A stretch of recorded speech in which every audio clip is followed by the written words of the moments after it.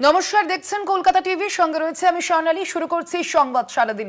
শুরুতেই যে খবরের দিকে নজর রাখবো, অরূপ রায় ঘনিষ্ঠ তৃণমূল নেতার রাজপ্রাসাদ বাড়ির ভিতরে সুড়ঙ্গ, বহুমূল্য আসবাবপত্র। শিবপুর থানার পুলিশের চক্ষু চড়ক গাছ, রীতিমতো চক্ষু চড়ক গাছ হয়েছে শিবপুর থানার পুলিশের। এবং যে তথ্য ইতিমধ্যেই সামনে আসছে, দেখাচ্ছে আপনাদের সামনে সেই ছবি। অরূপ রায় ঘনিষ্ঠ তৃণমূল নেতার রাজপ্রাসাদের খোঁজ পাওয়া গিয়েছে। বাড়ির ভিতরে সুড়ঙ্গ থেকে শুরু করে বহুমূল্য আসবাবপত্রেরও খোঁজ মিলল। শিবপুর থানার পুলিশের চক্ষু চড়ক গাছ।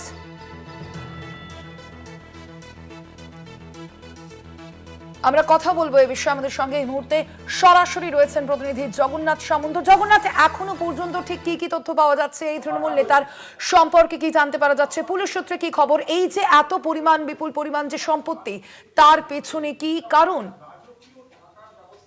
দেখো, তোমাকে বলে রাখি, আমি এই মুহূর্তে রয়েছি শামীম আহমেদের বাড়ির সামনে। সেখানে পুলিশ তালা দিয়ে চলে গেছে ইতিমধ্যে এবং ঘর বন্ধ করা রয়েছে। আশেপাশে মানুষজন বলতে ভয় পাচ্ছে। তবে তোমাকে বলে রাখি যে এই শামীম আহমেদ অর্থাৎ বরের আসল কাজ ছিল একটি শপিং মলে ৩,০০০ টাকার বেতনে কাজ করত।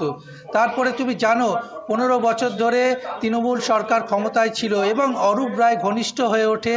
আস্তে আস্তে তার সম্পত্তি বৃদ্ধি পায় এবং তুমি দেখলে অবাক হয়ে যাবে, ঘরের ভেতরে তিনতলায়, এই বহুতল বিল্ডিংয়ে তিনতলায় ঘর, তার নিচে ঘর, তার নিচে ঘর, অর্থাৎ সুড়ঙ্গটাই তৈরি করে ফেলেছে একবারে ভেতরে। এবং বহুমূল্য আসবাবপত্র, যেই ঘরের মধ্যে সিসিটিভি লাগানো রয়েছে, একবারে আন্ডারগ্রাউন্ড ঘর থেকে তিনি নজরদারি করতেন। এবং তোমাকে বলে রাখি যে একটি ঘরে যদি ১ থেকে ১.৫ মাস লুকিয়ে থাকে, পুলিশও সন্ধান পাবে না। অর্থাৎ এনআইএ যখন রেড করেছিল, এনআইএ অ্যারেস্ট করেছিল, তখনও শামীম আহমেদের এই যে ঘর, সুড়ঙ্গ ঘর, এই যে একের পর এক ঘর রয়েছে, এখানে লুকিয়ে থাকতো, তার কোনো রকমভাবে পুলিশও খবর পেত না। কিন্তু শিবপুর থানার পুলিশ যখন এই ঘটনাস্থলে এসে তল্লাশি চালাচ্ছে এবং দেখে যে ঘরের মধ্যে তার নিচে ঘর, তার নিচে ঘর, এবং এক একটি ঘরে বহুমূল্য আসবাবপত্র, অর্থাৎ লক্ষাধিক টাকার এসি, ফ্রিজ, আসবাবপত্র, বিছানা এবং সাজ সরঞ্জাম, যা দেখলে চক্ষু চড়ক গাছ হয়ে গেছে শিবপুর থানা পুলিশে। এবং তোমাকে যেটা বলছি যে অরূপ রায়ের ঘনিষ্ঠ, অর্থাৎ প্রাক্তন মন্ত্রী অরূপ রায়ের ঘনিষ্ঠ হওয়ায় এই এলাকায় তোলাবাজি এবং রাহাজানি বিভিন্ন কাজের সঙ্গে যুক্ত। যখন জানা গেল, অর্থাৎ তুমি জানো দুদিন আগে বিজেপি আইটি সেলের বিজেপির যে নেতা, তার বাড়িতে আক্রমণ করেছিল এবং সে তখনই এই কেস রুজু হয়েছিল শিবপুর থানার পুলিশ ঘটনাস্থলে বাড়িতে তাকে যখন খোঁজার তল্লাশি চালাচ্ছে, তখন এই ঘরে যখন ঢোকে তারাও অবাক কাণ্ড হয়ে যায়, চক্ষু চড়ক গাছ হয়ে যায় যে এত সম্পত্তি, বিপুল পরিমাণে সম্পত্তি কী করে তিনি করেছেন, কিভাবে যুক্ত ছিলেন। অর্থাৎ শাসক দল তখন তৃণমূল কংগ্রেস ছিল, ১৫ বছর শাসন করেছে। সেই শাসন ক্ষমতায় কোথায় কোথায় তোলাবাজি থেকে শুরু করে বিভিন্ন কাজকর্মে যুক্ত ছিল। তার নামে একাধিক কেস রয়েছে, এনআইএও অ্যারেস্ট করেছিল। এবং তুমি জানো এখানে যে এই যে শিবপুর চওড়া বস্তির এই এলাকায় একেবারে ত্রাস হয়ে উঠেছে এই শামীম আহমেদ, এবং তার বাড়ি দেখে অবাক কাণ্ড। আমি যেটা বলছি, অর্থাৎ আশেপাশের মানুষজন ভয়ে একেবারে চুপ, অর্থাৎ প্রতিবেশী যে বাড়ি, সেই বাড়ির লোকরা ভয়ে কিছু বলতে চাইছে না। অর্থাৎ এতটাই এখানে তিনি এই যে এলাকায় যে তিনি ত্রাস হয়ে উঠেছিলেন।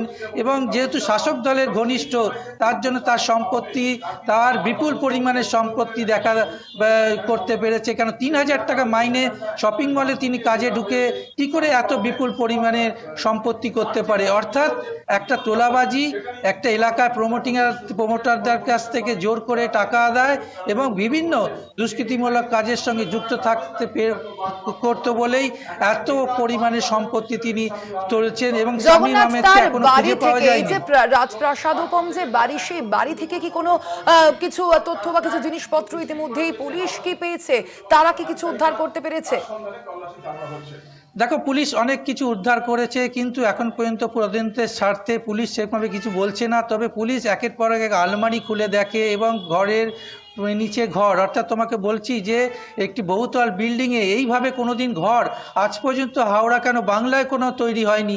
একটি তিনতলায় ঘর, তার নিচে একটি ঘর সিঁড়ি তৈরি করা হয়েছে, তার নিচে ঘর, এতে সুড়ঙ্গ তৈরি করে ফেলেছে যাতে পুলিশ এলে বা কেউ যদি তাকে ধরতে আসে, অ্যাটাক করে। এনআইএ যখন এসেছিল তখন ধরতে পারিনি এই ঘর থেকে, অর্থাৎ এমনভাবে তৈরি করেছিল।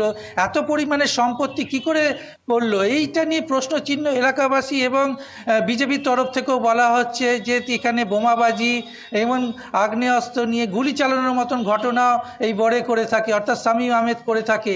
এই ঘটনায় এলাকাবাসী একবারে নিশ্চুপ। কিন্তু যে ঘটনাটা দেখা, তোমাকে আরেকবার চিত্রটা দেখাচ্ছি, ঘরে দেখছে পুলিশ তালা দিয়ে রেখে দিয়েছে, নেম প্লেটে লেখা রয়েছে শামীম আহমেদ, এবং পুলিশ তালা দিয়ে এই ঘরটা সিল করে দিয়েছে এবং আশেপাশের মানুষ যেন পুরো আতঙ্ক ছিল।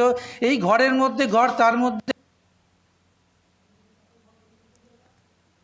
সিসিটিভি ফুটেজ, সিসিটিভি নিচে থেকে তিনি নজরদারি করতে, এই ঘরের মধ্যে কে আসছে কে যাচ্ছে সমস্ত নজরদারি করতে, অর্থাৎ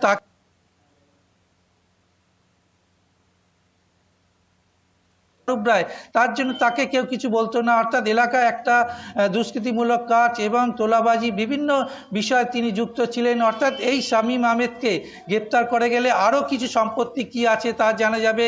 তবে এই ঘর জগন্নাথ, এই যে দেখে তুমি বলছো এই যে রাজপ্রাসাদ শামীমের বিরুদ্ধে কিন্তু একাধিক অভিযোগ ছিল, সেক্ষেত্রে পুলিশের তরফ থেকে কি কোনো পদক্ষেপ নেওয়া হয়েছিল এর আগে তার বিরুদ্ধে?